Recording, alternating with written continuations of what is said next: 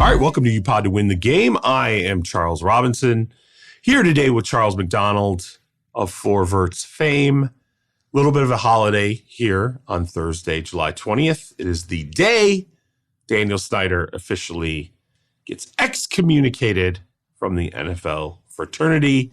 Sale of the Washington Commanders expected to go through today for $6.05 billion to the Josh Harris Group. Got to ask you, right off the top, before we move into the show, what is your favorite, what is your enduring memory now of Dan Snyder as he exits the NFL fraternity? This is a guy who came in, I think it was like May of 1999. You were probably 3. I was 5. Okay, you were 5. I said that as a joke, and like literally you were like 5. I remember him entering the league, and there was optimism. Hey, this is a new young businessman. He's like he's gonna be aggressive and really wants to pour money into the franchise. And there was actually a thought process in the NFL at that time that Dan Snyder was going to be someone who did big things in the NFL and brought something fresh to the table.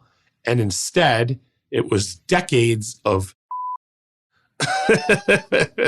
So I guess I would just ask you, as he heads out the door, what is your enduring memory of Dan? I have one myself, but I'm going to ask you to give yours first. Man, there's just the problem is like there's so many to choose from. Sure. Like on the football field, always getting free agency wrong for the most part. Like the one that comes to mind in terms of just like free agency decisions, the Albert Haynesworth contract. And right. Yeah, like, that was a big one. Yeah, there you just have like the everlasting image. Like if you're old enough, which is weird, it feels weird to say that about this game, but I know that not everybody is. Like if you're old enough to remember that Michael Vick Monday Night Football game where he was, where he scored like 6 touchdowns against Washington. Went nuts. Yeah. For the Eagles. Yep. Yeah, for the Eagles. There's a play there where Albert Haynesworth is like literally just laying on the ground for an entire play, like while the play is actively going on and not trying to do anything.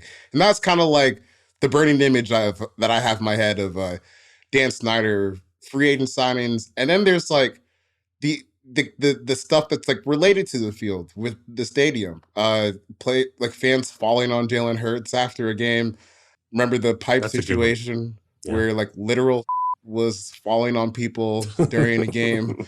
Then you have like situations off the field, the John Gruden stuff with the emails. You have the cheerleader situations in Mexico. There's a whole lot. I wouldn't really say that anything good happened under his watch, which is impressive for as long as he owned the team, but it's just, wow, bad after bad after bad after bad after bad. And I think that it's a good thing that this partnership is coming to an end. Those are really some good ones, especially remember the Hurts one where like Hurts is like helping Washington fans off the ground.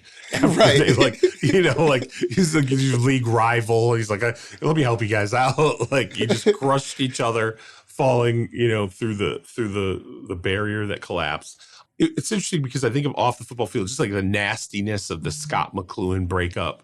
And the stuff that got leaked into the press, the Jay Gruden, the end of Jay Gruden, but not before a video comes out that's kind of like weird, showing Jay like hanging out with like young, look like college age students, like in a social situation.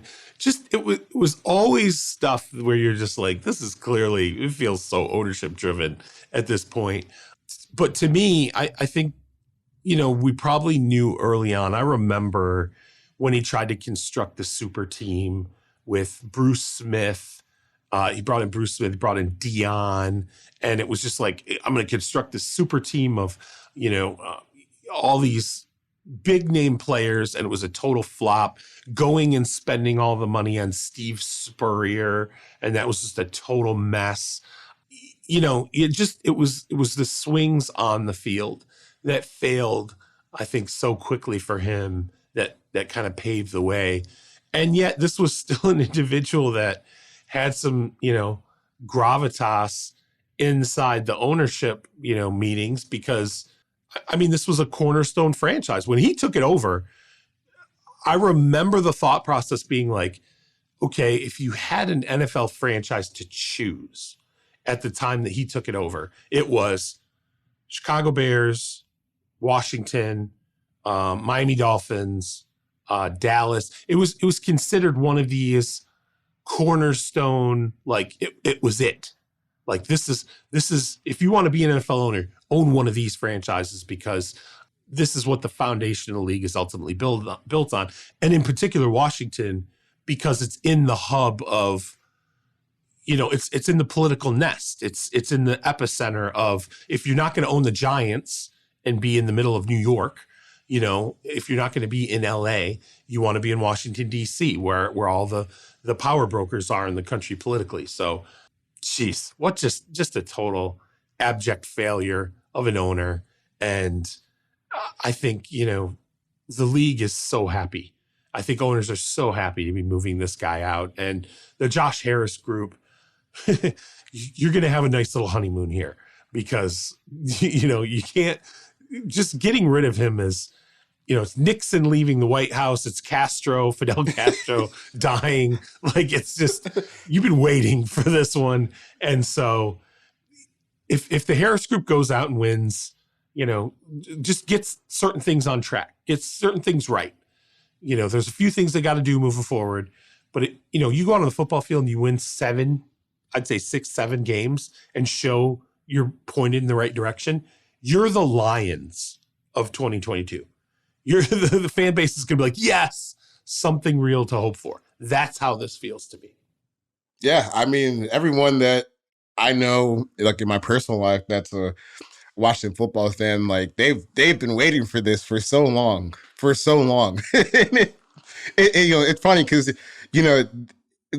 for a long time, like after any time something terrible would happen with that football team, like there would just be a swarm of people just tweeting, and it could just be like anything from like a real investigation to losing just like a regular season game.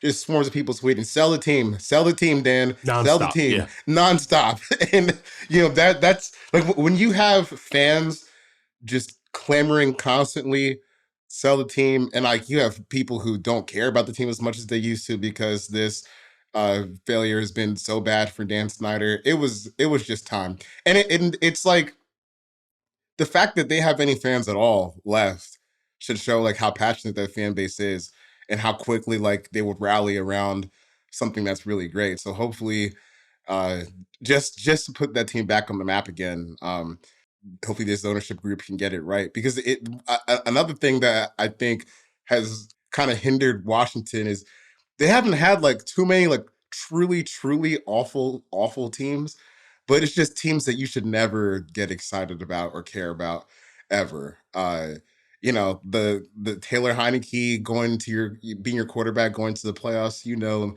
nothing's really going to happen there. You got a lot of seasons where you're finishing with like the 15th overall pick, and it's just not exciting. So hopefully this is something that can get them moving back in the right direction, give them some positive momentum, because I think that team being relevant again would be kind of cool. I think this is the opportunity. This is the change that everybody's been clamoring for. Now, we'll get to see what a competent ownership group looks like. Just don't get investigated anytime soon. Okay. Don't have any don't any blackmail PowerPoint presentations. See if we can go a little span of time. Not murdering yourself as an ownership group. I don't think the bar is very high there. I do want to get into, look, we talked about it before, the whole running back discourse that's been going on, right? This idea that, man, running backs can't get paid, and what's the problem? You and I dissected it a little bit, but I think it's interesting now because this is the second podcast we've talked about it. This legitimately, and I only want to bring it up again because it is not going away. Like it continues to expand, and it's expanding to the point where you've got Austin Eckler. He wants to know. He wants owners to speak to, like, directly, why are running backs not getting paid in the league?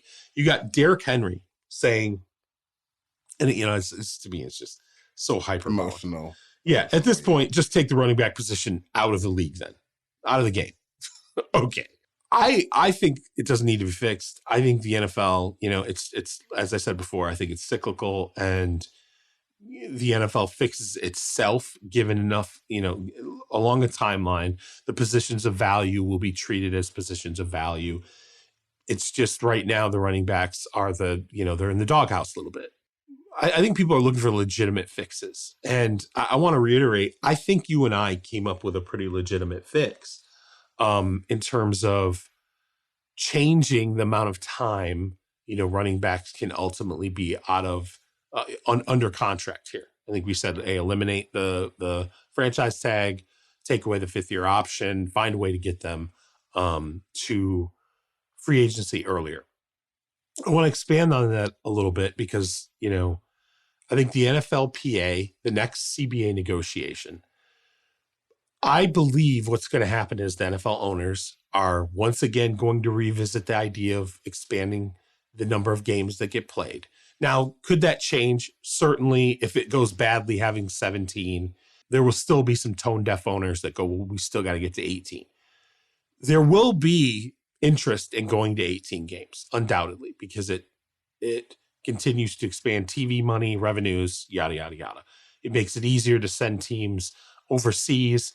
You won't have the Green Bay Packers saying, well, hey, we have less revenue now when you look at our books than we did the year before because of the fact that we sent a team overseas. Well, if you go to 18, okay, it's a little easier to continue to push teams abroad.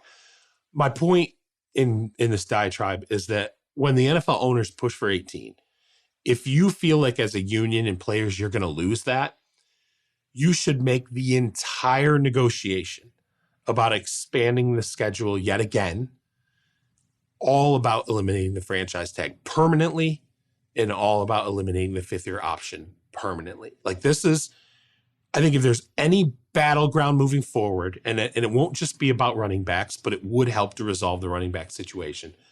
I think it should be about getting rid of this franchise tag. And then at the very least, it makes it harder for the NFL to weaponize a cheap tag on players like Josh Jacobs and Saquon Barkley. Yeah, because I guess part of the problem right now is why wouldn't an NFL team operate the way that they've been operating based on the rules? If I'm the Giants, and I wrote about this yesterday, but I think the Giants and Saquon is kind of like the perfect example because you can make cases for why they should and why they shouldn't pretty easily. I think on both sides. If you're the Giants and you're looking at it like, well, we know we need Saquon around if we're going to maximize this what we got going on, but at the same time, he's missed a handful of time over the past 2 years. Right. And really in that 2021 season, he played, but he wasn't around. Like he wasn't Saquon for the most part. I think he averaged less than 4 yards a carry that season, and it just generally didn't go well for him. Why wouldn't you just slap the tag on him twice and play it year by year? Because if he comes back this year and he plays and he's good, then you can run it back next year and kind of just play it until he runs, like you kind of run into the ground and it's not working like it used to be. So there's really no incentive for teams to give contracts out, given that we know running backs take an inordinate amount of punishment compared to other players. And, when you're getting the ball 300, 350, sometimes 400 times a season, you're literally like, it's just, you're open to more punishment, open to more damage. So it's going to have to be something that is like collectively bargained with the union and the league. But unfortunately, for the guys we're playing right now, you're not really going to get the benefit of that because 7 years from now, is Saquon Barkley? Yeah. You're stuck. 7 years from now, Saquon Barkley is still going to be even playing football. Obviously, he's not going to be in his prime anymore. So, yeah, it sucks. It sucks. I just, the part about this I hate is people who are so dishonest with how you look at it and be like, oh, Saquon Barkley, well, I would come to my job for $10 million. Well, obviously, come on. come on. That's enough. let's not do that. Yeah, let's not feed that crowd, okay? You Yeah. weirdos. My job. No one gives a shit about your job, bro. Like, we're not trying to compare your job and your life to an NFL player, an NBA player, or anybody else, okay? Like, the second you say that, I'm like, you're a loser. I don't want to talk to you. Because I don't care about Bob Pipefitter in Missouri. And the second you begin that argument, it's a losing argument. And this isn't even caping for running backs or athletes in general. Yeah. Stop comparing yourself to what athletes make. It's just a dumb. You're gonna get your feelings hurt, man. It's just a dumb place to begin with. Okay, it just shows your IQ. Okay, is it's very minimal in this respect. Now that said, any cheap tag the NFL will use, if you give owners a hammer, they're going to look for nails. Okay? Oh, for sure. That's just how it works. So if the running back tag is cheap, if the safety tag is cheap, if the tight end tag is cheap, whatever the hell the tag is that's cheap, owners are going to talk to their cap people and they're going to say, how can we use this to our advantage? Okay? It's just how it is. And so someone's always going to be getting screwed. Right now, Zach Martin is pissed off because there's a couple guards making more money than him, which shouldn't be happening in the NFL. Zach Martin is arguably the best offensive lineman in the league. I get it. So there's always going to be aggrieved parties when it comes to the salary scale. I'm going to continue to circle back to this is a union issue. It's a union job here. You can't figure out a way to single out just the running back position because other players they'll go, well, what about us? What about me? I am performing above and beyond. Why do we only carve out this special rule for the running backs to force the league to pay them? No, you have to address it collectively. And the easiest way to address this collectively is to take away the franchise tag, which all players will be happy with, and then eliminate that fifth-year option for rookie contracts and just make it, you got running backs for 4 years. There's no franchise tag after that. That means guys are going to be hitting free agency at 25. They're going to be hitting free agency at 26. And they're going to have more leverage and less carries on their body at a time where they can ultimately contribute. So I want us to be done, though, with this talk, okay? Like, I really do. Like, it's at this point, you and I agree, put it on the union, fix it. Fix it in the next CBA. NFL players, fix it, band together. You're going to have to trade off to get rid of the franchise tag. You should have done it for the 17th game, honestly. We're being real here. You should have, the fifth-year option and rookie deals, you should have done it for the 17th game. You didn't. There's nothing else coming down that pipeline that's going to be worth it for owners to trade an asset of control like that other than the 18th game. So just get ready because eventually owners are going to seek that 18th game. It's too lucrative. We're going to see it with the 17th game. Everybody's going to hate it. You may lose that battle, but just make sure you get something out of it, and that's got to be the franchise tag. I feel like one of the biggest stories with this is you see, like, I mean, I don't know how many L's the players have stacked, quite frankly, in these CBA negotiations going back to like 2011, where, a whole generation of players that wasn't even in the league for those negotiations now have to deal with the ramifications of that, plus like a lesser CBA contract in 2020.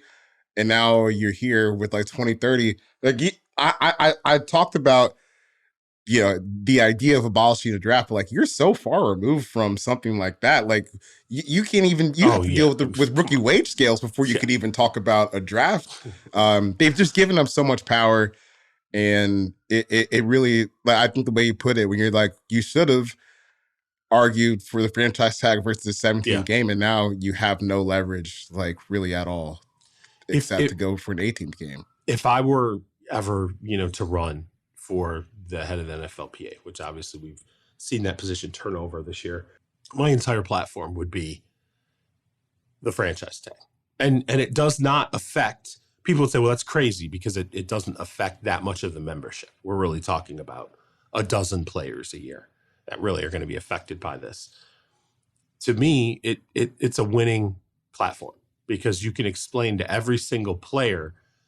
It affects all of you because it takes away an element of control. It puts leverage in the hands of the top rung of players. And when they sign bigger deals, when they get to free agency earlier, it raises all boats eventually. All the quarterbacks who do big deals, the backup quarterbacks eventually get paid. All the wide receiver ones that do huge deals, wide receiver twos get paid eventually. And it trickles down. It really does work. So, all right, let's be done with the running back conversation. Yep. We've all cried our tears. As Saquon Barkley said correctly, it is what it is. We'll see if these guys are willing to hold out in the preseason and maybe even regular season games, and then we can talk about it. Evan Engram. You and I talked about the franchise tag guys. We're like, well, who do we think could get a deal or whatever? Evan Engram, he got his deal from the Jacksonville Jaguars, 3 years, $41.25 million. Have not had a chance to put my hands on the deal to see the exact legitimacy of it. But I do think that the commitment by Jacksonville is striking. They're, at least to me, they're pointing at this as a legitimate asset that can continue to make Trevor Lawrence a great player. And, we talked about his Giants tenure, Evan Engram, about, he had flashes, but just never able to break through. He just signed a deal that kind of indicates at least the Jaguars believe, okay, he's an upper echelon tight end. There's not a lot of those guys. Yeah, I don't think it's really a bad deal. Clearly, and they should, the Jaguars feel like they have a chance to win this year with the way that the rest of the AFC South is currently set up, and with how well Trevor Lawrence kind of finished the season. I think that that's a reasonable expectation for them to have. So now you're looking at this 2023 Jaguar supporting cast with Travis Etienne, Calvin Ridley, Evan Engram, Christian Kirk. It's not a bad core. I guess the only question I have is why did you spend a second round pick on Brenton Strange if Right. you knew you were going to franchise tag and extend Evan Engram? But that's not the first time that Trent Baalke has had some weird asset management. I remember last year they signed Foye Oluokun, drafted David Lloyd in the first round, and then they took Chad Muma, the Wyoming linebacker, in the third round, all in the same offseason, and they all played the same position. So I guess Baalke is afraid to stack talent, but I just think their asset management has been a little bit weird, but still at the top. I think they certainly have enough skilled talent to go out and win the AFC South for a second time. So we'll see, how much money is they're actually attached to with this Evan Engram contract and how long he'll actually be with the team. But clearly it's a sign that they're going to try and go out and win the AFC South again this year. My question for you on Strange, when you bring that up and you talk about the talent stack at the position, it is we're talking about a 3-year deal, right? Okay. So there is some transition ability in terms of, okay, if either Engram doesn't work out or he ages out, however you look at it, now you have a young guy who can then slide into that position. I didn't look at any film on Strange. I probably should remember more of his tenure, obviously, with Penn State. Is he a better blocker, though? Because, Engram's not a great blocker. Let's be honest. He's not really. He's a hybrid wide receiver is kind of what he is. So is Strange a better blocker? That's my question to you. Because, are you accentuating the position with another guy who can do something that maybe Engram can't? No, I don't really think Strange is kind of a blocker, really. He's in a way he's similar to Evan Engram, but it's just way more unrefined. He's an athlete, but he's pretty far away from being a productive functional football player. Because I remember when I was talking to people as the draft was going on, people thought that Darnell Washington would be a spot for Jacksonville because damn, you already got Evan Engram. Now you can go get your bruised and blocker and kind of have the perfect tight end duo. And then they kind of went and hit copy paste with the Evan Engram stuff. So I don't know. I thought it was a little weird. And I'm interested to see, because I feel like you have two spots like that happened in the draft. Because I also think that the Bills with Kincaid and Dawson Knox was a similar spot where they kind of hit copy paste on the type of player You know, that they got. but Charles, here's an interesting thing when you think about it, though. You know, Doug Peterson comes out of Philadelphia, right? You know, when you kind of, you know, Ertz and Dallas Goedert felt like a stack of similar players, right? Didn't it? I mean, I remember standing on their practice field and going like, wow, they look exactly the same. They have two great tight ends. You know, that probably isn't great for Zach Ertz because Goddard's going to end up taking over for this guy. Maybe it's sort of a similar situation where you're just stacking. Look, you got guys who can catch the ball. You got a quarterback who's definitely going to throw it. And that's more what you worry about. So I'm in Houston, a little bit of a controversy in Texas. Dak Prescott quote comes out where, Dak Prescott said he doesn't think he's going to throw, you know, he won't throw, I'm paraphrasing here, won't throw 10 interceptions this year. And then there was like some argument on Twitter because he said this, it wasn't like to report, he said it like in a camp. And the sort of refined take on it was he's not going to have like all these tipped interceptions, right? Like he didn't come out and say he wasn't going to have 10. He just said not going to have this problem with tipped interceptions this year based on some of the things that were going on last year. Felt like he threw a little bit of shade at Kellen Moore. Like maybe wide receivers in the system didn't always know exactly what they were supposed to be doing, or it was just a little more complicated. And so the less complication there for the wide receivers is going to lead to a little bit of, this is my takeaway from the revised sort of quote from Dak Prescott, that it feels like the offense is just going to run it's going to be cleaner, you know, maybe less complicated, chaotic, whatever. And that will lean into these, I guess, tips not happening. Interesting take.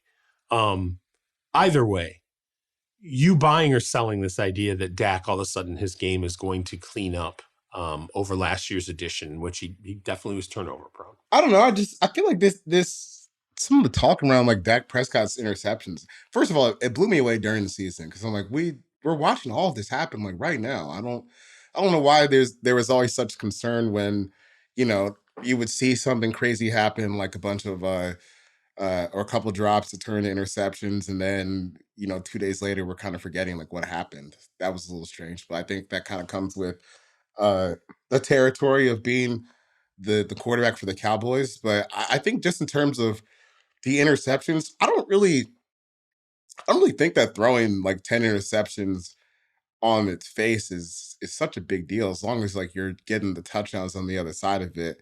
And I think, you know, when you go to where the Cowboys are this year, I think it might be possible for them if things click for them in the passing game, because I still thought that all things aside with the interceptions, I still thought that Dak had a pretty good year last year.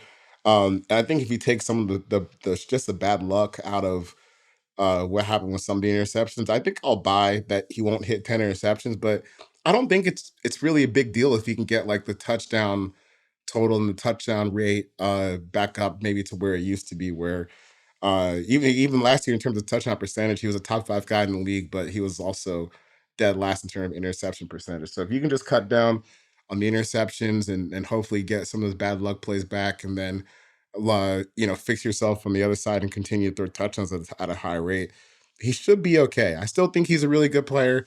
Maybe he's not like in that super duper elite tier, but good enough where you should be able to go on a playoff run with him. Well, so he had 15, by the way, he had 15 picks in 12 games last year. I'm with you. I think the bigger concern is he had 23 touchdown passes in 12 games, and which is not, it's not like it's horrible. It's just the 15 picks get overshadowed if, let's say, that number's 30, 35. You know, 35 is a big number in 12 games, obviously huge number. But I do think when he signed the contract extension that he signed, and you're paying him $40 million a year, people were staring at Dak Prescott and they're saying, if you're a Cowboys fan, and I think honestly inside the ownership group as well, this is going to be a guy that annually we can count on. He's going to be mid-30s touchdown guy. We're going to surround him with good talent. The floor for him is going to be that, 30 touchdown mark. He's probably going to run for a few. But at the end of the season, when we tally it up, he's going to account for 35 to 40 touchdowns at the quarterback position. When that doesn't really, happen in 2022. And then on top of it, there's, again, I'm not talking about the drops or the tips or whatever. You just look at the baseline number of those interceptions, which doesn't fit in with the rest of his career. He hasn't been a turnover prone guy. There tends to be some concern. I think the reason why a lot of people are talking about this right now, and I think a big reason why it's whatever level of concern it is in the organization, is because you got to start thinking about a contract extension with Dak. Like he's up. Like we talked about this before. When he signed a 4-year deal, you're like, wow, he's getting back. They're going to have to go to the table pretty quick with this guy to start working on his contract extension. And, that's now. We're in this window. We're entering into it now where you have to start talking about doing a new deal with him. And do you pay him 40 again? Is he still a 40? I mean, given what Daniel Jones, just signed. If I'm Dak, there's no way I'm taking 40. There's no way. Right. So you're like, is he 50? Is he a 50 guy? Like that, given how the last negotiations went, okay, I can guarantee you this. If he balls out this year, if they have a great season, Cowboys go, 13-4, 12-5, make some noise in the playoffs. If the Brandon Cooks pickup turns out to be what they really needed in that wide receiver core, if Tony Pollard plays on the tag and plays really well, they're starting that conversation at 50. That's an extension's going to start at 50. People are going to think that's insanity, but that's where the quarterback market's going. And again, if he has a strong showing in 2023, it's going to mirror what the last conversation was when people thought it was insane when they heard 40. You remember when people first heard 40? Dak wants 40. People were like, what the is going on? That is crazy. 40 million for Dak Prescott? And then he got it. He got it, and he got it on a short-term deal. And it quickly became one of those deals where like, yeah, 40 for Dak sounds about right compared to the market, right? Compared to the market. So we think 50 sounds crazy right now, but if he plays well, and reaches, the heights that the team hopes he's on the verge of reaching in 2023, and there's some success, Cowboys fans might as well get used to it. The conversation is going to start at 50 for the next 50 million APY for the next extension. Look, I don't think Dak's just sitting there thinking about his money. I don't think he's like, oh, it's all about this extension or whatnot. I do think he is thinking about Super Bowls, but he's not stupid. He knows that interception number is going to hinder where maybe the next negotiation goes. So I do think that's part of why this is becoming a talking point that he's willing to address. We're going to go to the ad break, but after it, you and I we're going to do something a little different today. We're going to draft a team of under 25 players. Basically put together what we think the best team in the NFL is, under 25. Don't have a ton of time to do this, by the way. I don't want to make this into another hour-long pod, but we'll give it 25, 30 minutes after the break, and we'll see what you and I think of the talent base in the NFL that's under 25 right now. But first, let's get a word from our sponsors, and we'll come back on the other side.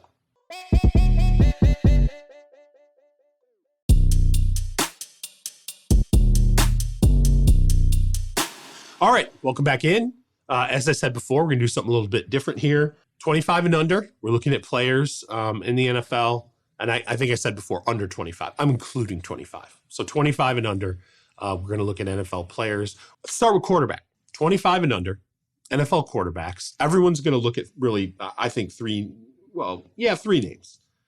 Trevor Lawrence, Jalen Hurts, Justin Herbert. Now, you and I have not talked about this, okay? And I think there's going to be some disagreement here on some of these names between you and I. So let's start with you. You pick your quarterback from that trio, which I think that's the cream of the crop at 25 and under at this point in the NFL. Oh, for me, I'll go Lawrence. So I was stuck between Lawrence and Herbert for this. Okay. Which is funny considering the year Jalen Hurts just had, but I don't know. I think when you start, if you were to start stripping away the parts to their teams, that would be the one that those two guys would be the ones that I would think be a little bit more sustainable and how they could perform. But Trevor Lawrence, like he's a little bit younger than Herbert. And I just thought the way that he put the Jaguars on his back towards the end of last year, especially like with those Cowboys and Ravens games, like just some incredible throws to bring him back in and really have some efficient second halves where they had a chance to win those games. And then the playoff game against the Chargers, 4 interceptions in the first half, comes back, bounces back, leads them back from a 3 or 4 score deficit at the end of the game. I think there's just so much room for him to grow and actually become one of these elite quarterbacks that you can count on basically any season. So I'm gonna roll with Trevor Lawrence there. What I think is interesting is you and I believe both of us would have ranked Hurts third. Yeah. Is that fair? Yeah, we would have ranked Hurts third. Obviously, you said it's between the other two guys. I would have ranked Hurts third as well. I don't see sustainability in at least how he played last year. I think he ran it way too much. I mean, it's fine for 2022. Over another 5 years, if he runs it that much, that shoulder issue that he had last year is going to become chronic, and something worse is going to happen than the shoulder. So as much as I love Jalen Hurts, as much as I think he's an MVP candidate, I'm with you. I don't love the playing style ultimately projecting out, just like I don't love it. I mean, look at like Josh Allen.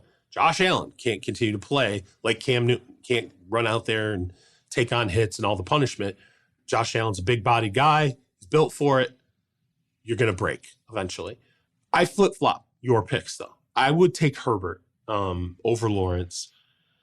And I think it's only because at this point, I still think we're buying high on Lawrence. Okay. I still think we are buying into the second half of 2022 and then the second half of a playoff game. And we're going, that's the guy because of what we expected coming out of Clemson. I think we're so all in on him now that we've seen him showcase what we thought he could be. And we're expecting that that's the norm. Okay. Maybe. I'm sitting here saying we don't know for sure yet. He has not stacked a second season on top of that. I think when I look at Herbert, it's been more consistent, the dominance. I think the arm talent, I think, is better than Trevor Lawrence. I think he is a guy who can make throws.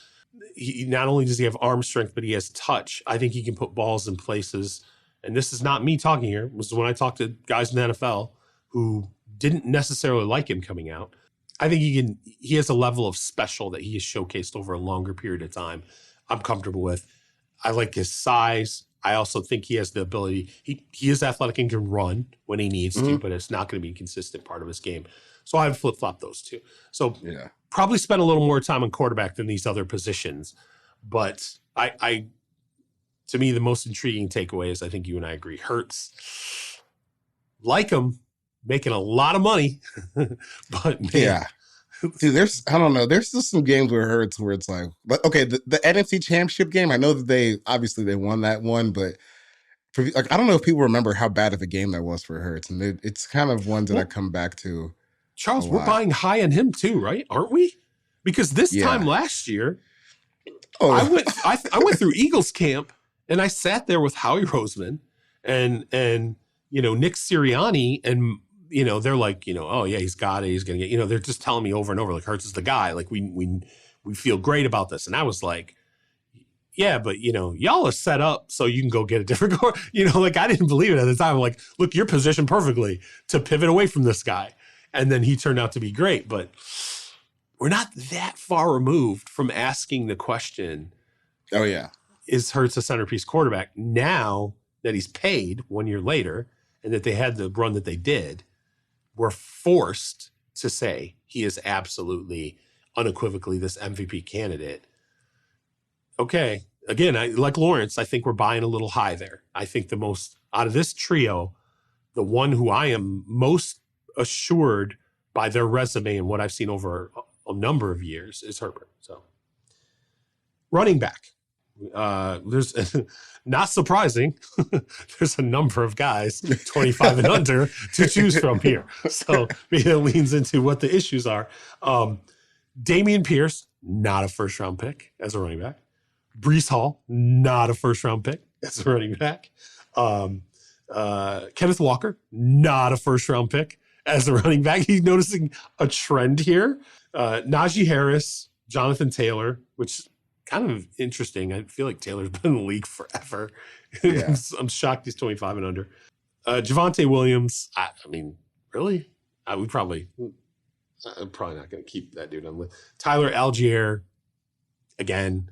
And I'll throw Bijan Robinson in there. I think I'll put Bijan on my list. list. Bijan over him, right. Yeah, because we haven't even seen Bijan yet, but we're, led to believe that he's going to be like RB2 immediately when he walks into the NFL. That group, 25 and under, who you taking? Look, maybe this is crazy because he hasn't played yet, but I think I'll take Bijan Robinson. Interesting. I don't know. I get really excited about his. Now obviously the running is super talented in that arena, but I think some of the receiving stuff is really, really impressive too. Like where he can actually split out wide and go run deep routes. Sometimes we'll see how successful that actually is against NFL defensive backs, but as just like a skill set to have, I think that's where he can kind of separate himself from some of these other guys, and ultimately why. There was flack for the Falcons picking him number 8 overall, but at the same time, you still got a lot of people saying, I get why you would want that guy that high in the draft. Let's be honest. Like he fits the mold of the running back you do pay in today's NFL, right? Christian McCaffrey got paid because he can catch a bajillion balls out of the backfield. And he was transformative for the 49ers last year. And he absolutely was. But okay, you can argue against McCaffrey and say, well, he was banged up. Like, why does Saquon not get paid because he was banged up? McCaffrey was banged up too, and he got paid. I totally think there's merit to that argument, but I do think that Bijan, out of this group, when I sit there and I stare at it, what's attractive about Bijan, this is without seeing it, and I just argued about resume, right? But here's the problem with the resume of these guys. Dameon Pierce got hurt, right? It's already been hurt. Breece Hall, hurt.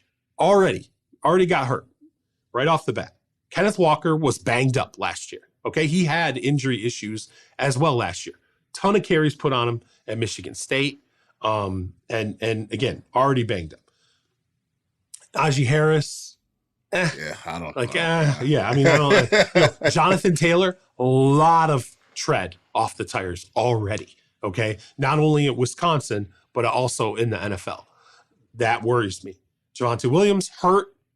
Tyler Algier, a product of just getting a ton of carries. Okay. Like I don't, and again, your team went out and they selected another running back. I do think there's merit, despite the fact that he does not have the resume, in leaning into a Bijan Robinson at this position because of the fact that you don't have any of the NFL wear and tear yet. He can be that special player, at least from everybody we spoke to when we're, doing the all juice team or whatever. And, you're saying like, hey, don't pick Bijan, but then guys want to tell you about Bijan anyway. He could catch a ton of balls out of the backfield and really fit that Christian McCaffrey mold. I think this is a great example of why running backs don't get paid in the NFL. I think it's amazing. Not even played yet. We're picking a guy who's not even playing in the NFL yet. And the reason why we're doing it is because we're looking at all the other guys, and what are we doing? We're pointing at injuries, and we're pointing at wear and tear that they've already taken at the position. I mean, and by the way, we're also pointing at guys who weren't taken in the first round. Yeah. Which only one was. To value. Right. Yeah. Well, I mean, Jonathan Taylor, obviously. But I mean. No, he was second round. Was Jonathan Taylor a second round pick? Yep, he was.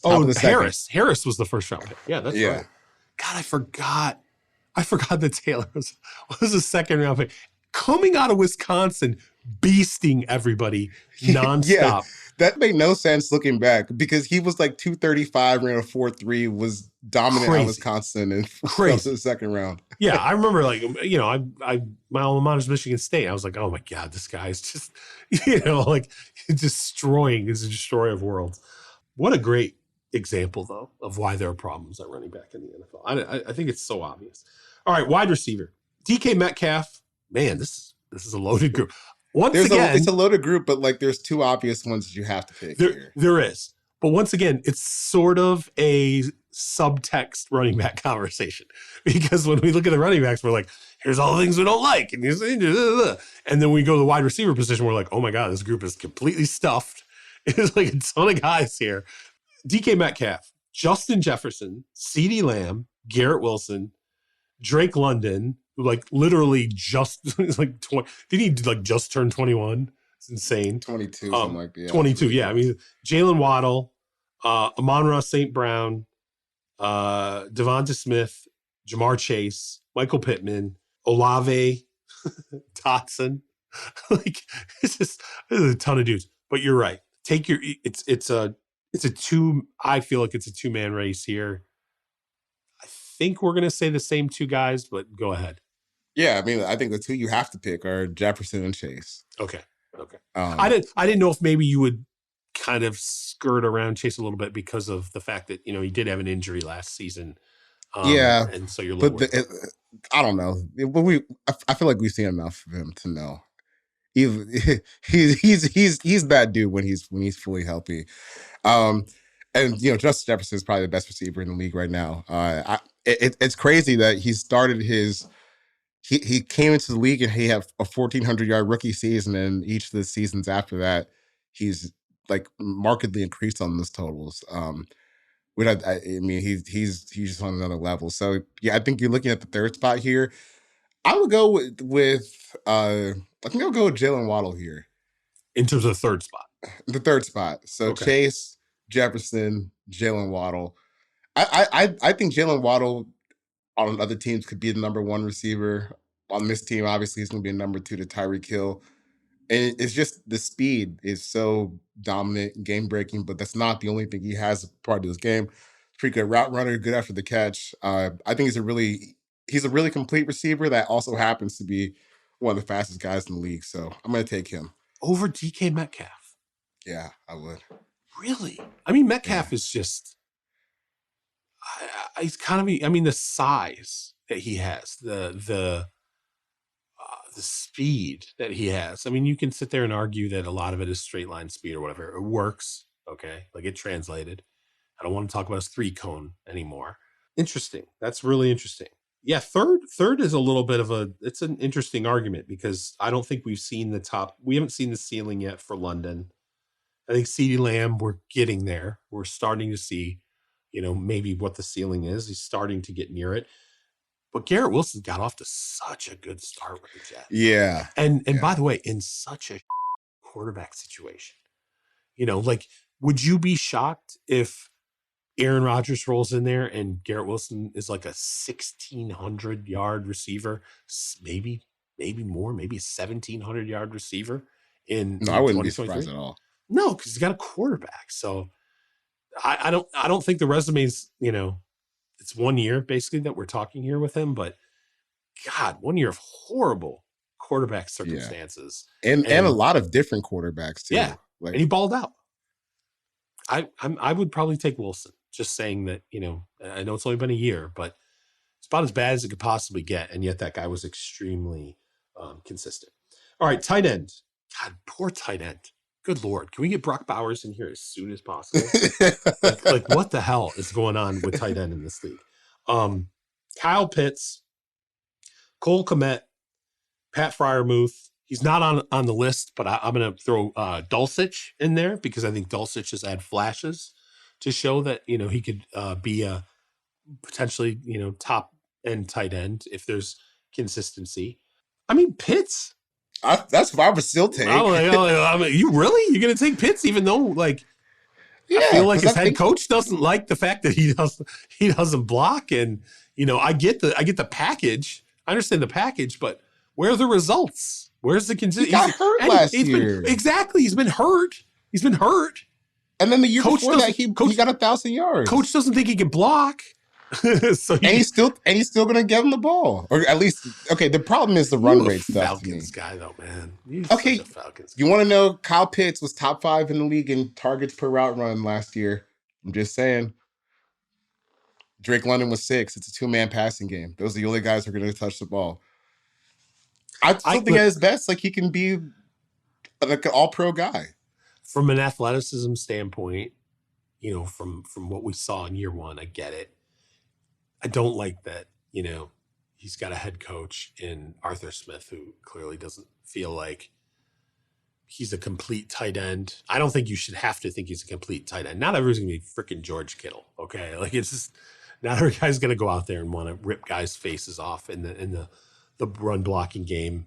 I get that. I'm more worried about the injuries. I don't even want to, I'll be honest with you, I don't even really want to pick. I'd probably pick Freiermuth just because I'm like, well, he looks to me like a long-term 900-yard receiving 8 touchdown guy. That's what he looks like to me. Like you maybe you get 7-8 years out of that guy. Whereas Kyle Pitts, maybe it's more boom or bust. Interesting. We don't include any of the rookies that are coming in the league right now. We have like 1 million tight ends that get drafted in this last draft. So I'm sure some of those guys are going to showcase what we have not seen at this point, which is a lot of depth at the young tight end club. Has not been there in the league. So again, I want to pick Brock Bowers. I know he's playing for Georgia in 2023, but I want to take Brock Bowers, which might as well be Kyle Pitts because I think they're sort of the similar players. Pretty similar, yeah. Pretty similar. Pitts, probably better profile in terms of just the size and stuff. So, okay, let's move through the rest of this a little bit more quickly now that we're through the skill positions. Offensive tackle. Rashawn, this is a pretty good group, actually. Yeah, Sean Slater, Penei Sewell, Tristan Wirfs. I mean, it's some good tackles. Rashawn Slater, Penei Sewell, Tristan Wirfs, Andrew Thomas, Christian Darrisaw, Ike Ekwonu, Charles Cross. Still put Jedrick Wills on this list. Man. Bro. Like, could he be? Yeah, he's not right now. Okay. So just fixed it. Yeah, exactly. Stone editing this literally as we're talking about it right now. I'm editing it. Oh, are you editing it? Oh, Charles, like, get that out of here. Okay. I think it's among that first 4 names, personally. Slater, sure. Sewell, Wirfs, Thomas. Those are 4 guys that have showcased all pro level skill at this point. Yeah, I think I would go Wirfs and Thomas here. I feel like I don't really think that any combination of these guys is wrong. Right. I agree. Totally agree with that. Andrew Thomas, to me, I really think he might be, he has a chance to like establish himself as the best left tackle in football this year. And I know Tristan Wirfs is moving over there as well, but he was all pro caliber player basically as soon as he stepped on the NFL field.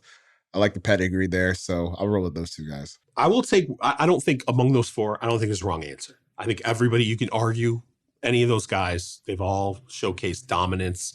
They've all showcased all pro ability. So I don't have an issue with any argument with any of these guys. I'll take Wirfs because I think Wirfs, and it's a roll of the dice here because, again, as you said, he's moving over to tackle, but I think he has showcased arguably the best guard in football. He's a Zach Martin type. I mean, like in terms of the level of play, and then you plug him in at tackle. I think if he can showcase that he is the anchor tackle they believed he could have, eventually be when they drafted him, despite always, short or this or that. I mean, he might be an all-pro level player at both tackle and guard. That's how good he is. I feel like he's sort of like Zach Martin. I think he's a guy that 5-6 years in, we're just like, well, wherever you put him on the line, he's going to dominate. And but I'm with you. I don't think there's a wrong answer there, and it bodes well for the offensive tackle position. By the way, there's some good tackles coming out in this next draft as well. So for sure. Yeah. Nice to see the position. Guard on the other hand, Tyler Smith, Trey Smith, Landon Dickerson. We got to 3. Yeah. Okay. You tell me, like, pick. It's kind of crazy, honestly, that yeah, we're only dealing with 3 and we need 2. I don't know. I don't really care about this one, to be honest with you. I'll just go with Tyler Smith and Trey Smith just for the because I kind of view all 3 of these guys as equals. Yeah, so, they're kind of the same guy. I'll go with Tyler Smith and Trey Smith. Maybe we have a little bit more upside as run blockers, but Leonard Dickerson is a damn good player too. Interior offensive line has some work to do. Okay, with the 25 and under crew. Center, I'm with you, by the way. I agree with that. They're interchangeable. Center, Creed Humphrey, Tyler Lindenbaum. I'll go Creed. I mean, no slight to Tyler Lindenbaum. I think he's close and he's an ascending player, but Creed is one of the best centers in football already. So yeah, Linderbaum comes in. He's got the, we sort of knew, okay, this is what he's going to bring into the NFL. He's going to excel. He's going to be a great center. Creed's done it. Like we've seen it, and we've seen it in multiple seasons with Creed. So I agree. I would take Creed. Defensive line. Interesting. Micah Parsons, Quinnen Williams, Aiden Hutchinson, Kayvon Thibodeau, Nick Bosa, Brian Burns. Got to pick 4 here. At least 3 of the names are extremely. 3 of them are gimmies. Honestly, maybe even 4. Really, 4? You think? Okay. What are your 4? Well, I guess we're kind of missing another defensive tackle. I'm not sure who that would be, but obviously it's Michael Parsons, Quinnen Williams, Nick Bosa. Is Brian Burns not like the next? I think so. I like Burns' talent. I think Burns is, but again, Burns. Some people are going to look at Burns and say, well, he's not a defensive lineman. He's a linebacker more than he is more of a defensive end. Well, then they can make their own podcast. Yeah, they can make their own. I'm with you. I like that foursome. Thibodeau's going to be interesting to watch, though. I will say that. I'm very interested in watching his development because I liked what I watched. I liked what I saw with him in the Giants last year. How old is Jeffrey Simmons? That's a good question. 25. He's 25 for 8 more days. So I'm going to sub him in as my defensive tackle. Yeah, he's got to make the list because he's still 25 for 8 more days and dominant, defensive tackle. Linebacker. Nick Bolton. Actually, you know what? I'm going to let you announce the linebacker position. You go ahead. I'm going to let you work your way through this. You announce the linebackers, you pick them. Because, man. Okay. So we got Devin White, Nick Bolton, Devin Lloyd, Jordan Brooks, then Patrick Queen. Okay. Jordan, wait, real quick. You know what's crazy about this?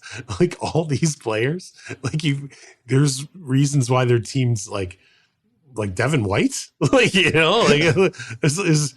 reasons why their teams have not at times liked their players. And I was thinking good luck. I was just thinking who got drafted this year, but that was not a good linebacker class. So no, you destroyed Detroit for taking a linebacker. For taking Jack Campbell 18th overall. I forgot about that. Obliterated Detroit. I will go with I think the last 2 names on this list. I'm not loving. I do like Jordan Brooks a lot. Like that's definitely one of them. Interesting. I like both. Well, okay. For me, this is just like a stylistic thing. I like the guys who can really, really run. And so like Jordan Brooks, I think when he's healthy, he's a really underrated coverage linebacker. And then Patrick Queen, he's had his flaws, but I think, when you saw Roquan next to him, you saw the best of his game. But can you bring Roquan with him? That was my only issue with Patrick. It's like he balled out when Roquan was there, and you're sort of like, well, but you can't bring Roquan on this team. So. This is definitely a preference type thing for me. I just like the guys who can run. So I'm only going to pick 2 linebackers, and then I'll pick 3 cornerbacks. All right, go ahead. You take the rest of the slate. Quarterbacks, safeties. Go ahead. All right, cornerbacks. We got Trayvon Diggs, Sauce Gardner, Tariq Woolen, J.C. Horn, Pat Surtain, Jack Jones. 2 of those are no-brainers with Sauce and Surtain. Okay, all right, good. We're there. Got to be those 2. I mean, come on. Man. It's not even. With all due respect to everybody else, those are probably 2 all-pro caliber players, the majority of their career. Yeah. And then for my third corner there, I'll take Tariq Woolen just for the upside. I think he's still got some work to do, but clearly, man, like when you have ball skills like that and length and speed like that, you're going to be able to get your hands on a lot of balls for interceptions and deflections. So roll with that. And then safety, we got Antoine Winfield Jr., Jeremy Chin, Cam Curl, Kyle Hamilton, Jaquan Brisker, Jalen Petrie. I would take Kyle Hamilton as one, and I think like Junior, Brisker, and Petrie, they all have cases. I think Hamilton, I'm with you. Like I when I look at this group, I'm like, I will bet you Hamilton ends up being the star, like the star. I know he ran a 4.7, whatever the hell you want to say. He was so good by the end of last year, dude. Yeah, he was so good by the end of last year. And you're like, all I could think of at the end of last season was how the draft gets overthought. He was like the perfect draft prospect. And then he went and ran like a 4.7. And then he ran a 4.6. And people kept himself, and then you're like, and then he gets on the NFL field and you watch him and you're like, yeah, I don't know. It looks to me like he was the dominant player, was at Notre Dame. Maybe he was perfect. I agree with Hamilton. The rest of those guys, yeah, I don't think there's necessarily a wrong pick. I'll take Winfield. Winfield, yeah. Track record, right? I mean, he's definitely got the track record where he's shown consistency. So you can balance it out. All right, so if this was this is Stone's question. If this was a real NFL team that we just picked, what would their record be in 2023? 17-0. 17-0. 21-0 or 5-12. Okay, I think experience counts. Dude, no one's going to be able to get a pass off against this team, though. Yeah, Michael Parsons, Nick Bosa, Quinn Williams, Jeffrey Simmons, Sauce Gardner. The defensive line and the corners. Holy shit. Oh my God. That's the best pass defense in the league for sure.